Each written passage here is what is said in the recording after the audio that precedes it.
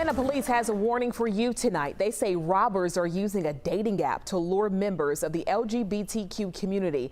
They say they know of at least 8 victims, but believe more could be afraid to come forward. Natisha Lance explains what could be actually holding those victims back. Natisha. Tonight, Atlanta police need your help. Investigators released this surveillance video of one of 3 robbery suspects they say targeted members of the LGBTQ community through the dating app Grindr. After the date concludes, the suspect would then rob the victim, often taking wallet, keys, or even vehicles. Police would not reveal the locations of the robberies, but said they were remote.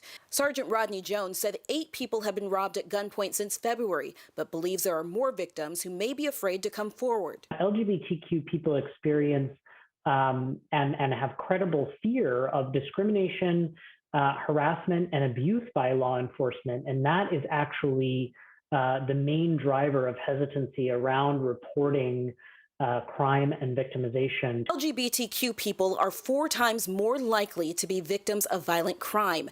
That's according to the Williams Institute at UCLA Law School. And some experts say perpetrators prey on the vulnerability of community members. The people who are perpetrating the crimes against the LGBTQ community know that a lot of these people that they're perpetrating the crimes against are in the closet, and they're not going to come out, and they're reluctant to report.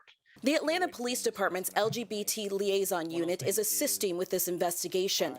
The unit was created to build a better relationship and understanding with the LGBTQ community. We treat everybody with dignity, and we just ask that we want to stop these crimes. While investigators are staying tight-lipped on if all 8 robberies are connected, they say they have a good description of the suspect, and they're hopeful more people will be encouraged to come forward. Natisha Lance reporting for us tonight. By the way, anyone with information is urged to contact the Atlanta Police Department.